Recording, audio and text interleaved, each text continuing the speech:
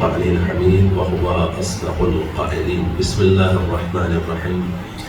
إن الذين آمنوا وعملوا الصالحات أولئك هم خير البرية جزاؤهم عند ربهم جنات عدن تجري من تحتها الأنهار خالدين فيها أبدا رضي الله عنهم ورضوا عنه ذلك لمن خشي ربه.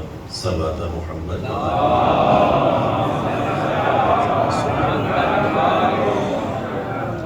اس سے قبل کی آیات کی مناسبت سے گفتگو کی جائے.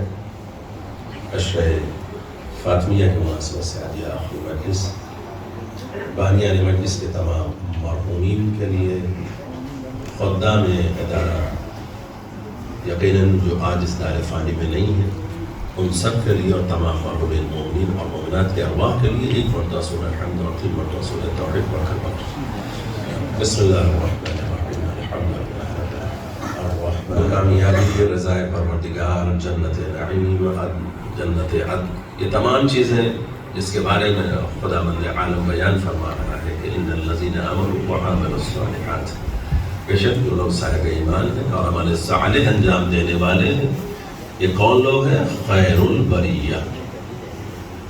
جزائے پروردگار کیا ہے؟ جزاؤہم عند ربہم جنات عدن تجری من تحتها الانہار خالدین فیہا ابدا. وہ جنت عدن کہ جس کے نیچے نہریں جاری ہیں اور جہاں یہ ہمیشہ رہیں گے. رضی اللہ عنہم ورضوا عنہ، اللہ ان سے راضی ہوگا، یہ اللہ سے راضی. ذالک لمن خشی ربہ، مگر یہ تمام باتیں کس کے لیے ہیں؟ جس کے اندر خشیت الہی پائی جاتی ہے، خشیت پروردگار.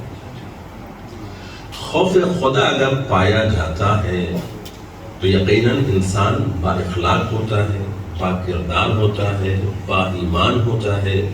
کہیں کسی بھی صورت میں اس دنیا کی زندگی میں نافرمانی پروردگار میں زندگی نہیں گزارتا. کل میں نے گفتگو کرتے ہوئے آپ کے سامنے یہ عرض کیا تھا، ہم عالم ارواح سے عالم اجسام میں آئے ہیں.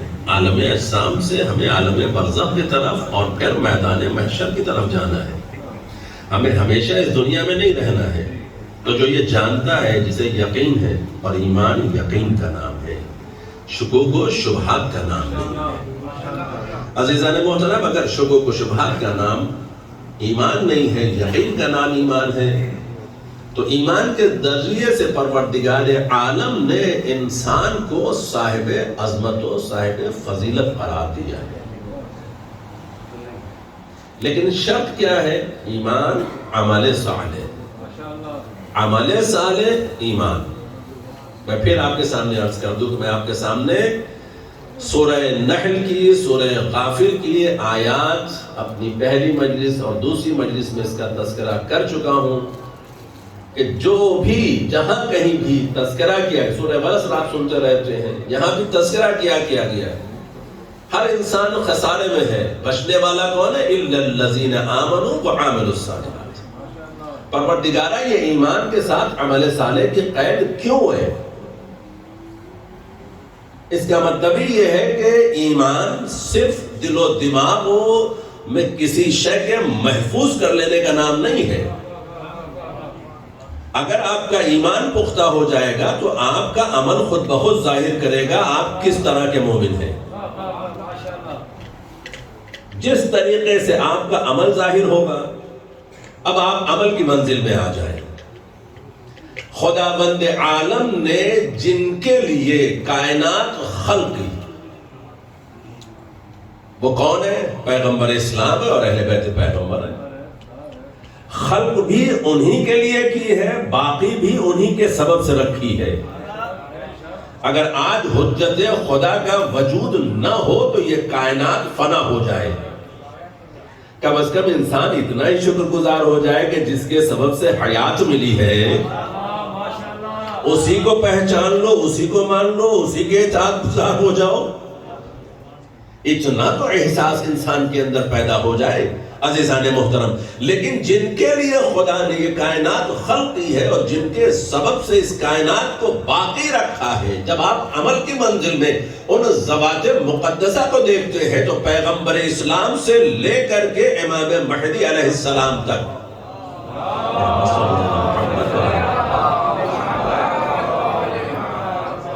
انصاف سے بتائیے گا، ہے کوئی جو ان کے اخلاق سے زیادہ اخلاق رکھتا ہو؟ ہے کوئی کہ اگر کسی اور کا کردار ان کے کردار سے زیادہ عظیم ہو؟ ہے کوئی جو ان سے زیادہ سخاوت کرنے والا ہو؟ ہے کوئی جو ان سے زیادہ عطا اور بخشش کرنے والا ہو؟ ہے کوئی جو ان سے زیادہ عبادت الہی میں زندگی بسر کرنے والا ہو؟ ہے کوئی ایسا؟ یہ سوال تو نبی سے بھی کیا جا سکتا ہے، جناب زہرا سے بھی کیا جا سکتا ہے کہ آپ کی محبتوں میں جب خدا جنت بانٹ رہا ہے تو آپ کو ان عبادتوں میں اتنی زحمتوں کی کیا ضرورت ہے؟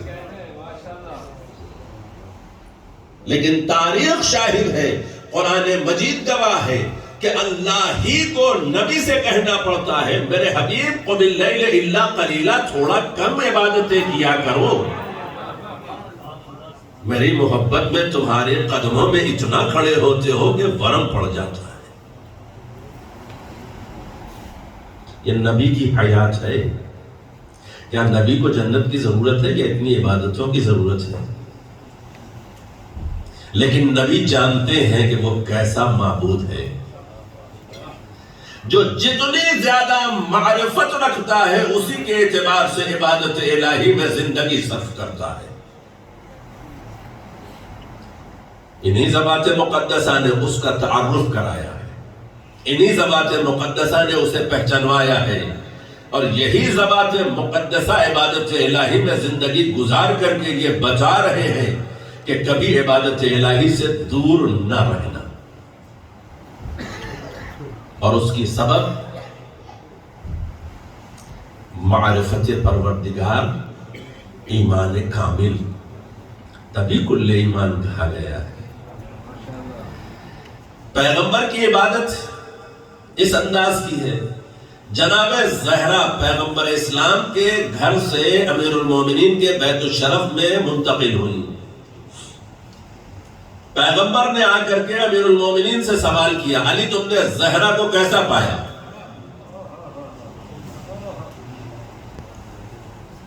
کیا علی زہرا کو نہیں پہچانتے؟ یا جناب زہرا یہ سوال نبی کیوں کر رہے ہیں؟ کیا نبی نہیں جانتے دونوں کیسے ہیں؟ تاکہ یہ جملہ تاریخ میں رقم کر دیا جائے اور ہم اور آپ سمجھ سکیں۔ مولائے متقیان کا کیا جملہ ہے کہ ہم نے زہرا کو عبادت الہی میں اپنا بہترین شریک پایا ہے۔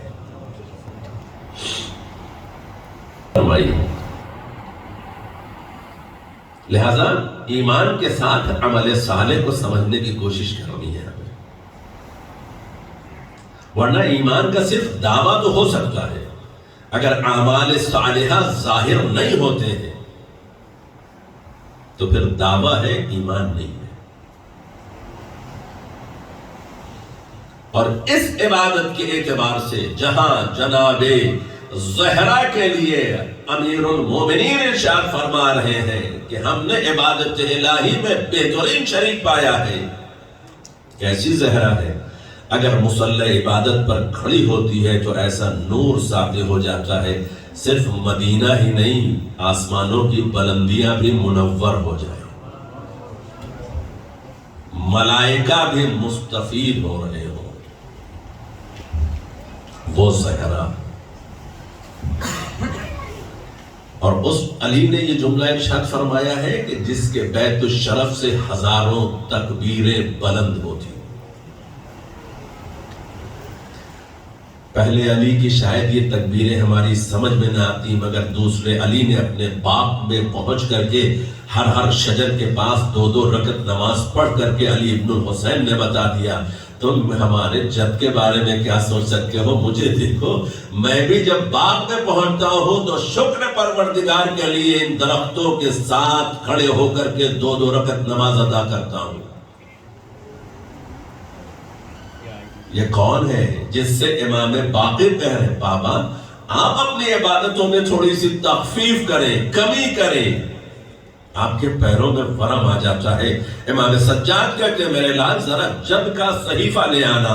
امیر المومنین کا صحیفہ لایا گیا امام سجاد نے، اور آپ کھولے چند اور آپ پلٹنے کے بعد بند کر کے یہ ارشاد فرماتے ہیں ہے کوئی جو میرے جد کے مطابق عبادت انجام دے سکے؟ سید الساجدین زین العابدین علیہ السلام کی عبادت کے بارے میں امام سجاد کا یہ کہنا، اور امام سجاد مولا کائنات کی عبادتوں کے بارے میں ارشاد فرما رہے ہیں ہے کوئی ایسا زمانے میں جو علی جیسی عبادت کر سکے؟ اور وہی مولا کائنات ارشاد فرما رہے ہیں کہ میں نے زہرا کو اپنی عبادتوں میں اللہ کی عبادتوں میں بہترین شریک پایا۔ کس طرح کی عبادت ہے کہ عبادت الہی کے ساتھ ساتھ آج شب جمعہ ہے، شب دعا ہے، استجابت دعا کی شب ہے۔ امام حسن مجتبی ارشاد فرماتے ہیں کہ میری ماں مصلی عبادت پر جب پہنچتی تھی اور دعا کے مقام تک پہنچتی تھی تو ایک ایک کا نام لے کر کے اس کے حق میں دعا کرتی تھی۔ صرف تصور چاہتا ہے، ذرا سوچ کے تو دیکھیں، اگر زہرا نام لے کر کے حق میں دعا کر دی، صبح ہونے والی ہے، امام حسن نے سوال کر دیا مادر گرامی آپ نے سب کے لیے دعا کی ہے، اپنے لیے نہیں کہا؟ الجار ثم الدار۔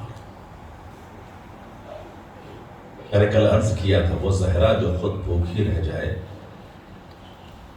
مگر دوسرا کوئی بھوکا نہ رہے، جو اپنے اچھے لباس راہ خدا میں دے دے، پیمن لگے ہوئے لباس خود معمولی شخصیت نہیں ہے۔ اور جناب زہرا کی حیات مختصر حیات ہے، لیکن قدرت نے ایسا بابا دیا کہ جیسا کسی کو نہیں ملا، یا یوں کہہ دوں کہ ایسی بیٹی ہے کہ جس کا کوئی مثل و نظیر نہیں، ایسی زوجہ ہے کہ جس کا کوئی ثانی نہیں، اور ایسی ماں ہے کہ جس پر جوانان جنت کے سردار بھی ناز کریں، جس کی کنیز کا کوئی مد مقابل نہ ہو، اس زہرا کے مد مقابل کون ہو سکتا ہے؟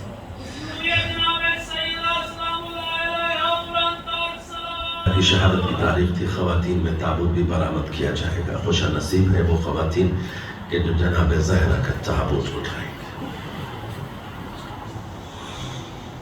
لیکن جس زہرا کی حیات طیبہ پر نظر ڈالنے کے بعد مختصر سی حیات میں کوئی مثل و نظیر نہیں ملتا، اس زہرا کا علم، اس زہرا کا صحیفہ، صحیفہ فاطمہ، جسے معصومین ارشاد فرماتے ہیں کہ اول سے لے کر کے آخر تک سب کچھ ہے۔ صرف اتنا ہی نہیں، چاہنے والوں کے نام بھی ہیں۔ ہے کوئی ایسا جو اپنے آپ کو یہ ثابت کر سکے کہ میں محب زہرا ہوں؟ صاحب تطہیر زہرا، مباحلے میں جھوٹوں کے مد مقابل میں جانے والی صدیقہ زہرا، سورہ دہر، سورہ انسان یا سورہ حل عطا میں در زہرا پر آ کر مانگنے والے ملائک کبھی اپنی انکساری اور عاجزی میں مسکین کہتے ہیں، کبھی یتیم کہتے ہیں، کبھی اسیر کہتے ہیں۔ دست زہرا کی پکی ہوئی روٹیاں لے کر کے جا رہے ہیں اور ناز کرتے ہوئے جا رہے ہیں۔ روزوں کے بعد پھر روزے رکھ لینا، یہ اس گھرانے کے اعمال صالحہ کی مثالیں ہیں۔ ہم سب چاہنے والے ہیں اگر ایک سیرت کو اپنا لے، ایک کردار کو اپنا لے، ایک عمل کو اپنا لے، اخلاق ہے، کردار ہے، عطا اور بخشش ہے، سخاوت ہے یا عبادت ہے، بہت ساری چیزیں ایسی ہیں کہ جو اس در سے ہمیں ملی ہیں، تو ممکن ہے کہ ہمیں کہنے کی ضرورت نہ پڑے کہ ہم اس گھرانے سے محبت کرنے والے ہیں، بلکہ اس گھرانے کے فرد اتنے سخی ہیں کہ جب کسی کے کارناموں کو دیکھتے ہیں تو خود ہی کہتے ہیں کہ یہ ہمارا ہے۔ جب کسی کے عمل اور اس کے جذبے پر نظر ڈالتے ہیں اور اخلاص کے ساتھ اس کا عمل پاتے ہیں تو اسے تنہا نہیں چھوڑتے ہیں۔ میں مثالیں آپ کے سامنے عرض کر چکا ہوں اور یہاں تک آپ کی نگاہوں کے سامنے واقعات پیش کیے جاتے رہتے ہیں کہ حر جیسا اگر ذرہ برابر محبت زہرا اپنے دل میں رکھ کر کے نادم ہو جائے، خدمت فرزند زہرا تک آ جائے، تو جناب زہرا کا لال بھی قدموں میں نہیں رہنے دیتا، سینے سے لگاتا ہے اور یہ جملہ کہتا ہے کہ میں نے بھی معاف کیا، میرے خدا نے بھی معاف کیا۔ ہے کوئی ایسا انسان جو اپنے اندر یہ احساس پیدا کرے اگر جناب زہرا راضی ہے تو نبی راضی ہے، نبی راضی ہے تو خدا راضی ہے۔ ہم یہی چاہتے ہیں نا کہ ایمان کے ساتھ عمل صالح اختیار کریں گے تو رضا پروردگار خیر البریہ شمار کیے جائیں گے۔ لیکن جس زہرا کی اتنی فضیلت ہے، حدیث قدسی میں تو اور بھی باتیں بیان کر دی گئی ہیں، لولا کہ لما خلقت الافلاک کے آگے کا جو حصہ ہے یہاں تک جملہ بیان کیا گیا کہ اگر زہرا کو بھیجنا مقصود نہ ہوتا تو شاید آپ دونوں کو بھی یہ جملہ یہاں تک حدیث قدسی کا نقل کیا جاتا ہے۔ اتنی باعظمت زہرا کہ جس کے لیے نبی کو جانا پڑا زہرا کو لینے کے لیے، فضائل و کمالات بھرے پڑے ہوئے ہیں، لیکن کیا اسی زہرا کو کسی کے سامنے جا کے اپنے حق کا مطالبہ کرنا پڑے؟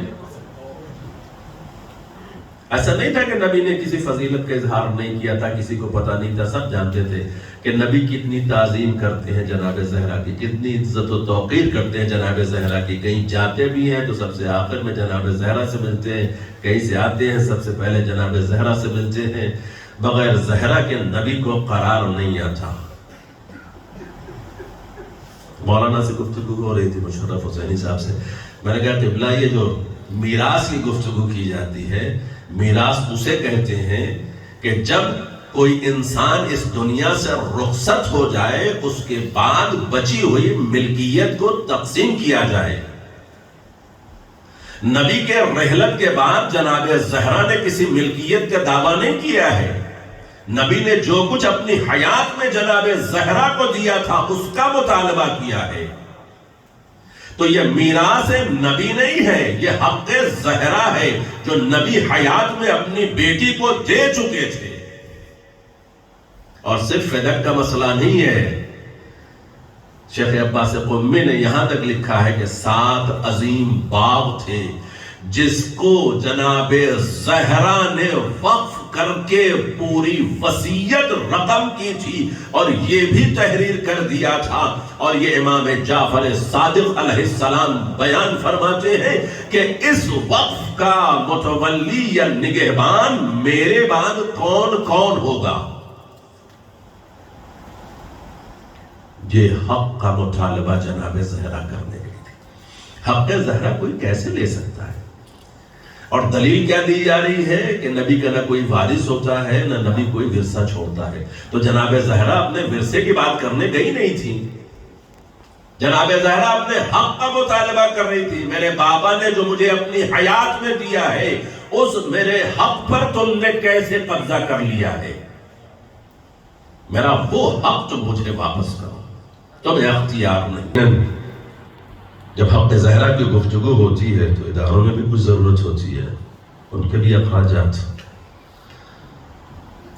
میں اس سے قبل بھی ایک مرتبہ آپ کے سامنے عرض کر چکا ہوں کہ جب کبھی اللہ کو قرض حسنہ دینا مقصود ہو تو راہ خدا میں خیرات کیا کریں۔ وَمَن يُقْرِضُ اللَّهُ قَرْضًا حَسَنًا فَيُضَاعِفَهُ أَضْعَافًا كَثِيرًا، ہے کوئی جو اللہ کو قرض حسنہ دے تاکہ ہم اسے اور زیادہ کر کے واپس کریں۔ لہذا منتظمین آپ کے سامنے ہیں، جو بھی آپ کی توفیقات ہیں، حق زہرہ کو مد نظر رکھتے ہوئے آج مجلس جناب زہرہ منعقد کی گئی ہے، اور درخواست یہ ہے کہ تھوڑا تھوڑا سا آگے بھی آپ آ جائیں۔ اس طرح بکر دیکھو، فرشتے تم سے کہیں گے نمازیوں ٹھہرو، کہاں تک اس لیے تم سے ادھر ادھر دیکھو، تمہارا کچھ بھی نہ بگاڑ سکے گا کرونا، زہرا کے دشمن پہ لعنت پہ کرونا، دشمنان اہل بیت پہ لعنت، زہرا کے دشمنوں پہ لعنت۔ صلوات علی محمد و آل محمد۔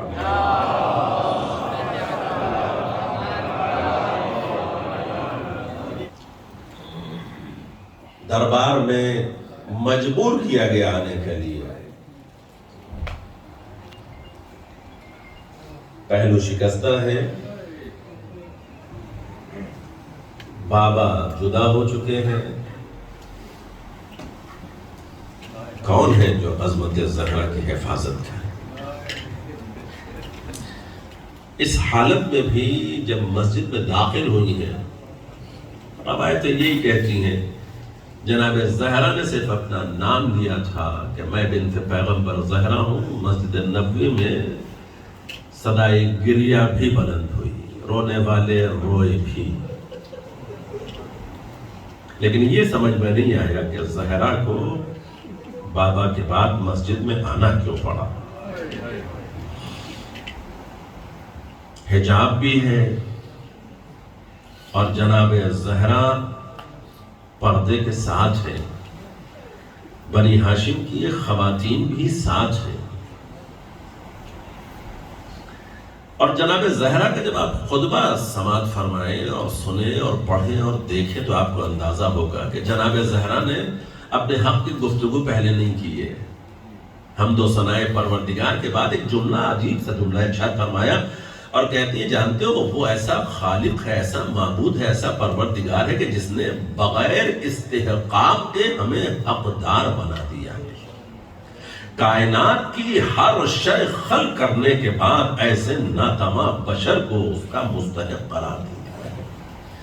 حمد و ثنائے پروردگار کا جداگانہ انداز ہے جناب زہرا کا، اور یہ حقیقت جناب زہرا سب کو بچانا چاہتی ہے، تمہیں نہیں معلوم؟ اور اس کے بعد پیغمبر اسلام کی عظمت و فضیلت اور ان کی تمام تر خدمات کا تذکرہ، مولائے متقیان کی پھر تمام تر سعی و کوشش کی گفتگو اعمال کے حوالے سے کہ یہ تمام تر اعمال کیوں ہم پر فرض کیے گئے۔ نماز کے بارے میں بھی جناب زہرا ارشاد فرماتی تمہیں معلوم ہے یہ نماز تم پر کیوں فرض کی گئی؟ تاکہ تمہیں تکبر سے بچایا جا سکے۔ اب مسئلہ یہاں پہ یہ ہے کہ یہاں تو نماز ہی تکبر کر رہا ہے، تم نہیں پڑھتے میں پڑھتا ہوں، جبکہ یہ علاج ہے تکبر کا، مقام غرور نہیں ہے، مقام انکساری ہے کہ بارگاہ الہی میں ہم پہنچ کر کے اپنے آپ کو سربہ سجود کر دیتے ہیں۔ ہمارے ذہن و فکر و جسم میں کسی اعضاء میں یقیناً یہ بات نہیں پائی جاتی ہے کہ ہم اکڑ کر چلیں۔ جو خالق کی معرفت رکھتا ہوا یہ جملے کہہ رہا ہوگا اللہ اکبر، بزرگی اور کبریائی اس ذات کے لیے ہے، وہ اپنے بارے میں چاہے جتنا امیر ہو جائے، امیر کائنات تو نہیں ہو سکتا نا۔ لیکن امیر کائنات بھی یہ بتا رہے ہیں کہ زندگی گزارنے کا انداز اگر جاننا چاہتے ہو تو گزارو میری طرح سے، اس کی عبادت اس طرح سے کرو کہ مصلی عبادت پر پہنچو۔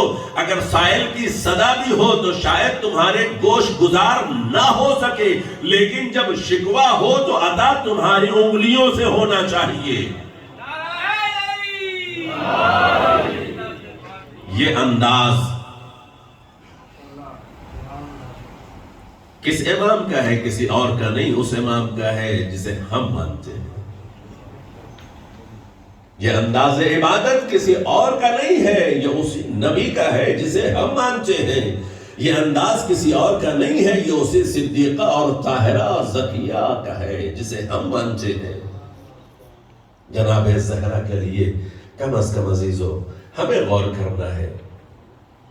اور اگر ایسے سمجھ میں نہیں آ رہی ہے بات تو ایک جملہ کہنا چاہتا ہوں۔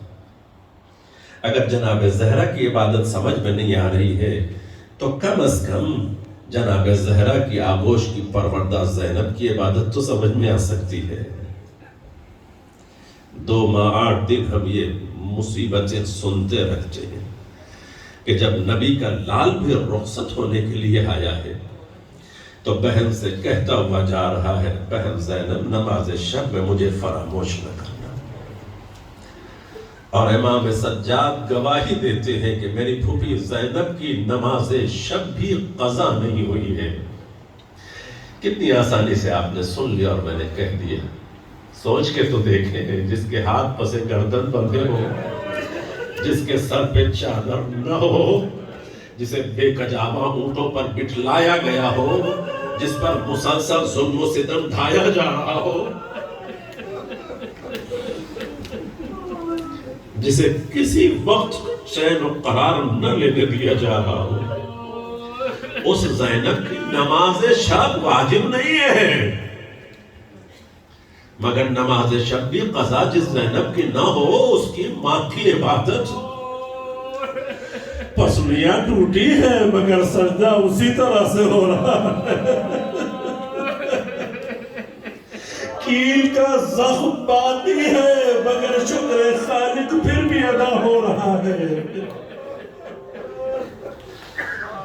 یہ اسی گھرانے کی گفتگو ہے عزیزو، جس زینب کا سب کچھ لٹ چکا ہو۔ ابن زیاد نے اپنے دربار میں ایک جملہ کہہ دیا، دیکھا تم نے خدا نے تمہارے ساتھ کیا کیا؟ سب کچھ لٹانے کے بعد جناب زینب کیا ارشاد فرماتی ہے، ہم نے اپنے خدا سے خیر کے علاوہ کچھ نہیں پایا۔ خدا نے ہمارے جوانوں کو درجہ شہادت پر فائز کر کے حیات ابدی عطا کر دی ہے۔ جس بی بی کی گود خالی ہو چکی ہو، جس کا مادایا ذبح کیا جا چکا ہو، جس کا عباس جیسا بھائی بازو قلم کر کے فرات کے کنارے جسے تیغ کر دیا گیا ہو، وہ بی بی اور اس کے جملے اور انداز کیا بتا رہے ہیں؟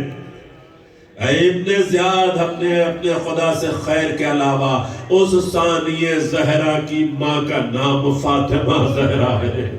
طرح کی عبادت ہے کہ اس حالت میں بھی ولایت کی حمایت بھی ہے اور عبادت پروردگار بھی ہے، لیکن جب یقین ہو گیا کہ اب جانے کا وقت قریب آیا تو ماں نے اپنے کردار کو پیش کیا ہے۔ کیا ہے ماں کی عظمت، ان زخموں کے بعد بھی حسن و حسین کو تیار کیا جا رہا ہے، گھر کے کاموں کو کیا جا رہا ہے۔ مولا کی نظر پڑی تو یہ جملہ کہہ دیا، لگتا ہے آج بنت پیغمبر کو کچھ راحت ملی ہے۔ کہا بس علی یہی سمجھ لو، شاید اب میرا وقت قریب آن پہنچا ہے۔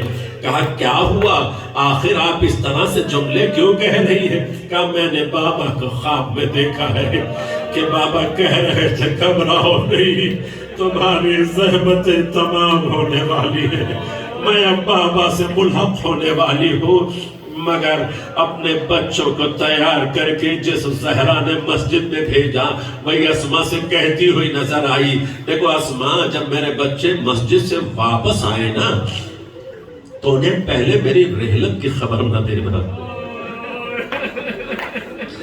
پہلے بچوں کو غذا دے دینا، پھر اس کے بعد میری رحلت کی خبر دینا۔ یہ وصیت تو کر دی، اور اس کے بعد پھر جناب زہرا کی تسبیح و تحلیل کی صدائیں بلند ہوتی رہی۔ تسبیح و تحلیل کی صدا بند ہوئی، جناب اسما تڑپ گئی، لگتا ہے بنت پیغمبر سے ملحق ہو گئی ہے۔ بچے بیت الشرف میں داخل ہوئے اور ادھر یہاں پر جناب اسما آگے بڑھی. بچوں آپ آ گئے ہو, میں غذا پیش کر دیتی ہوں, آپ غذا تناول فرما لے. بچوں نے کہا اسما تمہیں کیا ہو گیا ہے, کیا ہم نے کبھی ماں کے بغیر کبھی کھانا کھایا ہے؟ میری ماں کہاں ہے؟ اتنا کہنا تھا کہ سر سے چادر ہٹ گئی. اے شہزادو, بنت پیغمبر دار فانی سے رخصت ہو گئی. اس خبر کا سننا تھا کہ سر سے امام اترے, دوش سے ندائیں ہٹ گئی. بچوں کا دل تڑپ گیا, دوڑے ہوئے مسجد میں داخل ہوئے, مولا کائنات کو خبر دی بابا اماں دنیا سے رخصت ہو گئی. مقاتل کے جملے کہتے ہیں علی پر غشی طاری ہو گئی. علی کیسے یہ غم برداشت کرے؟ ارے بنت پیغمبر نے ساتھ چھوڑ دیا, اب میرے قلب کے سکون کا ذریعہ نہ رہا, میری حمایتی نہ رہی. ارے میں کس طریقے سے اس غم کو برداشت کروں؟ مسجد سے اٹھتے ہیں, پھر لرزتے ہیں, پھر اٹھتے ہیں, بیت الشرف میں داخل ہوتے ہیں. وصیت علی کو یاد ہے, شب کی تاریکی میں دفن کرنا, میرے دشمنوں کو جنازے میں نہ آنے دینا. اے علی غسل و کفن تمہیں کو دینا ہے. ساری وصیتوں پر علی نے عمل کر دیا. جب جنازہ تیار ہوا, بچوں کو صدا دی, بچوں آؤ ماں سے رخصت ہو لو. میں نہیں جانتا ثانیہ زہرا نے جناب زہرا کو کیسے چھوڑا, مجھے نہیں معلوم. جس بیٹی سے فاطمہ زہرا نے بہت باتیں کی ہو, بڑی وصیتیں کی ہو, یہ بھی کہا ہو بیٹی کربلا میں نہ رہوں گی, میری نیابت بھی تمہیں کو کرنی ہوگی. جب میرا لال رخصت آخر کے لیے آئے تو اس کے گلے کا بوسہ میری طرف سے لے لینا. وہ زینب ماں سے کس طرح سے رخصت ہو رہی ہے. جناب ام کلثوم نے ماں کو رخصت کیا. امام حسن و حسین آگے بڑھے, مگر شہزادہ حسین نے کہا اماں بلاؤ گی تو حسین آئے گا. بندے کفن ٹوٹے, میرے لال میری آغوش میں آ جا. نہ معلوم حسین مظلوم نے ماں سے کیا کیا جملے کہے. آواز غیبی آئی, ابو الحسن ارے حسین کو زہرا سے جدا کرو, صفے ملائکہ میں تلا تم برپا ہے. مولا آگے بڑھے, امام حسین کو اٹھایا, سینے سے لگایا. زہرا نے یہی تو کہا تھا علی میرے بعد میرے بچوں کا خیال رکھنا, علی میرے بچوں کو کوئی تکلیف نہ ہونے پائے. مولا نے تسلی و تشفی دی. جنازہ کس طرح سے برآمد ہوا تاریخوں میں نہیں ملتا. آج تک عصمت زہرا کی طرح سے قبر زہرا بھی پوشیدہ ہے. نہیں معلوم بیت الشرف میں یا رعاد الجنہ میں یا بقیہ میں, لیکن جس جگہ بھی مولا نے سپرد کرنا چاہا ایک جملہ کہتے ہوئے نظر آئے, اے اللہ کے حبیب میں آپ کے سپرد آپ کی امانت کر رہا ہوں, مگر علی شرمندہ ہے. علی کیا کہہ سکتا ہے؟ زہرا آپ سے اپنی مصیبتیں خود بیان کرے گی. اب آپ جانتے ہیں وہ زہرا بابا سے کیا کہے جو زندگی میں مرثیہ پڑھ رہی تھی. صبت لیا مصائب لو انہا صبت لیا بسرنا لیالیا. بابا آپ کے بعد مجھ پر اتنی مصیبتیں پڑھی, اگر دنوں پر پڑتی تو مثل تاریک رات کے ہو جاتے. اللہ